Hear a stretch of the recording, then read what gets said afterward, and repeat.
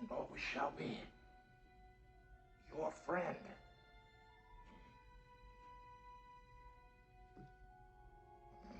Hello everyone, welcome back to the channel. Welcome to a rather special video, one that will stay with me for a long time. Now, Video Tasties, a wonderful channel, a channel you should go and check out for definite. He had on Nicholas Meyer, the director of Star Trek II, The Wrath of Khan, Star Trek VI, The Undiscovered Country, and also wrote Star Trek IV, The Voyage Home. 3 of the best Star Trek films ever made.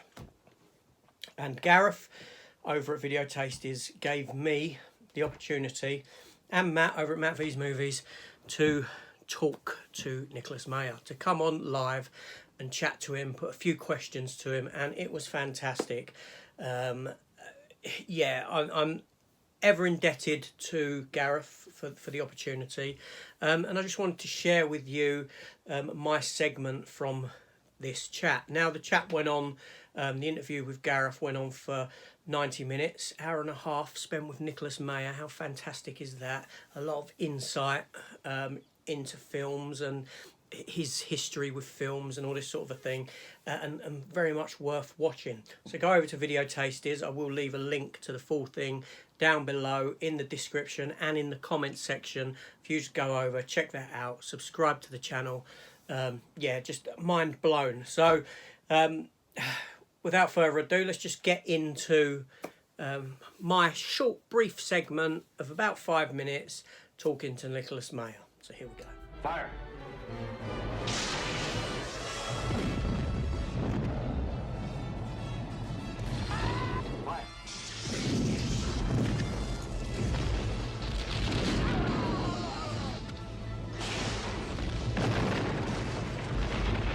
Hello, AJ.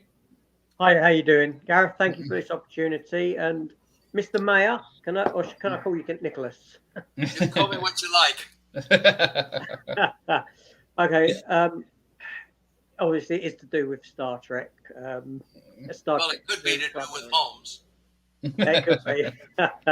So, how much? I mean, I know you sort of covered this at the beginning of this video, but how much did you?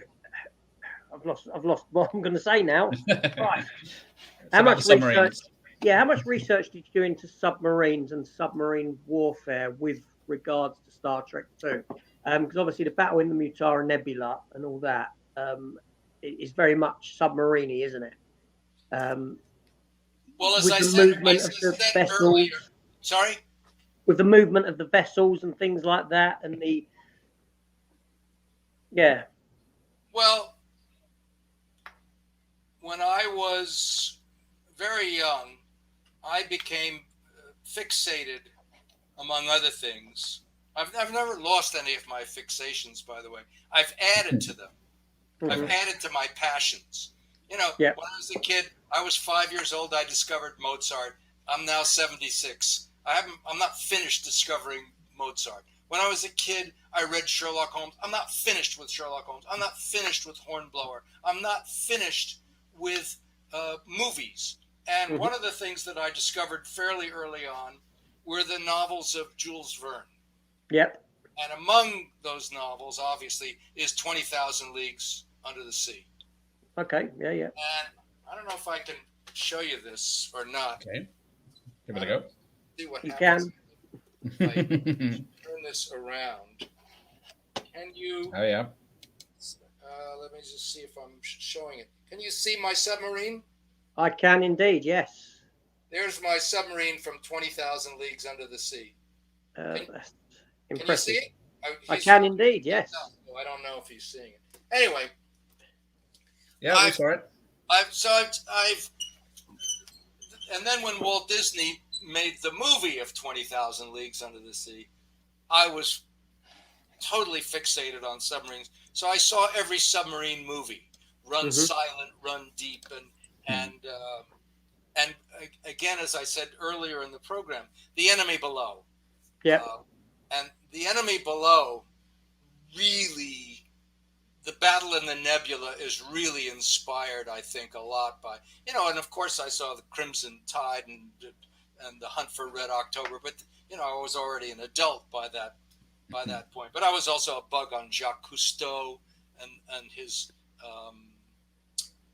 what was the name of that first Jacques Cousteau movie that everybody loved? It was a documentary, obviously, and it was shot. I believe it was shot by Louis Malle, who, as he liked to say, was photographing fish before he photographed actors. I think it's called Silent World. Yeah. Is the name of the Jacques. Is that right? Have I got that right? Silent World? I will check. If I can spell Jacques. Well, you can spell Cousteau. Or just, all right, so we'll all see how good my memory is. Let's have a look. Silent World of Jacques Cousteau, 1956. There you go. Yeah. So all of that was very intriguing, and I would, take it a step further and say that movies and science fiction are made for each other. Mm-hmm. Just it's a visual medium, and now that you can imagine absolutely anything thanks to CGI. Yeah. I'll tell you a movie that everybody is dying to remake. Speaking of submarines. Uh-huh. And they've just never figured out how to lick the script, is Fantastic Voyage. Have you seen Fantastic Voyage? Yes. A long time ago. Welsh. But do you remember what it is? Yes. Remember the movie? It's a submarine inside a human body. Yeah. And, those were all real sets. But now you could, and their maps were anatomy charts as they're going through arteries and bloodstreams and taking a shortcut through the heart and being attacked by antibodies. Whoever wrote that line for Raquel Welch, help, I'm being attacked by antibodies. that guy was genius. And in the Oscar. So would you, if you had the opportunity, write a new version of that then? Of Fantastic Voyage? Yeah. In a heartbeat. There you go. Would you direct it? In a heartbeat. Brilliant. Good to know. So just one last question, if I can. So did you have final say on the uniforms on Star Trek? They prolonged for a long time, didn't they, in films? Yes. Fair enough. How many? The answer to some of these questions is that on the Star Trek movies, particularly 2 and 6, which I directed, the studio was so preoccupied with other things that they were not in a position to, they didn't have enough time to bother me. Okay, The only time that I ran into studio issues was when I showed the first cut of the movie to the studio, and they requested certain changes. They requested some reshoots to change a plot point, which we did. And they, they had to sort of pee on it, sort of mark their territory with it by saying, well, we don't like, this line or something. So I lost some battles that obviously were not consequential enough to interfere with the film's success. And maybe the studio could argue that they made the film successful, these little nicks and trims. But once the movie was finished, we were doing the television version and the foreign version, whatever. Then I got to put all that stuff back that I wanted. So and then they call it the director's cut and get your money again. Yeah. So, there were a couple of things I lost they put back. But otherwise, they left me alone. And then we never had, to my recollection, any conversation about the uniforms. Okay. How many designs did you go through before you finalised on that? What we got? Oh, I think I'd be bullshitting if I told you I remembered how many designs. I just said I don't want them to look like they're in pajamas, which Yes. what I thought was, and I kept saying it's got to be the Navy, and somewhere that tunic that Kirk wears was, I think, somewhere inspired by what Johnny Ringo wears in Stagecoach. If you remember Okay. Stagecoach, Yeah, that's what John Wayne wore. That curious, I think it was, we were somewhere playing with that. I will tell you that the budget on my movies was so tight that we could not afford pockets in the trousers. Wow. And I kept saying, actors need places to put their hands. And it would be nice if you could shove your hands into your pockets at a certain moment. We didn't have the money for it. I mean, nice. Yeah. So just if I ever do another Star Trek movie, the first thing I'm going to say is my pockets.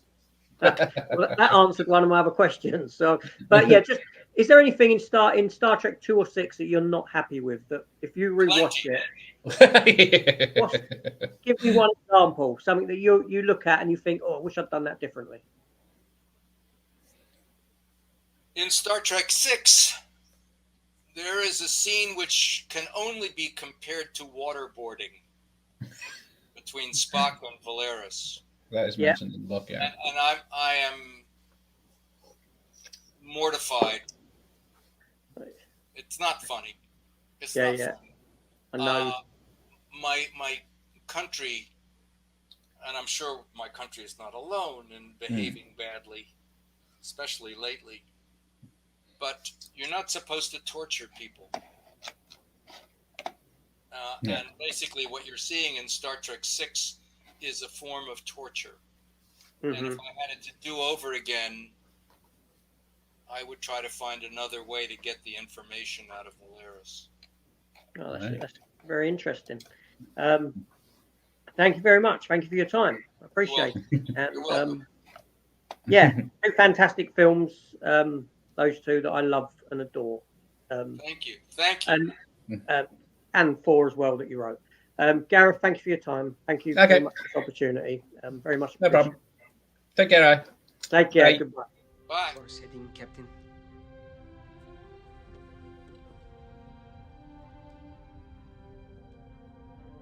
Second star to the right. And straight on till morning.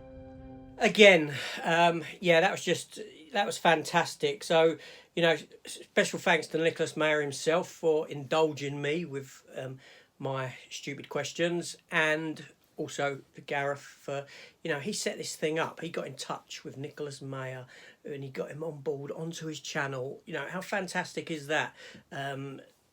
Just go watch this entire interview. Hit the subscribe button over at Gareth's channel. And there we go. That's all I can say. Wonderful time. What can I say? This is AJ. Thank you for watching, and I will see you on the next one. Take care all. And again, Gareth, thank you so much. Goodbye. They will continue the voyage as we have begun, and journey to all the undiscovered countries, boldly going where no man, where no one has gone before.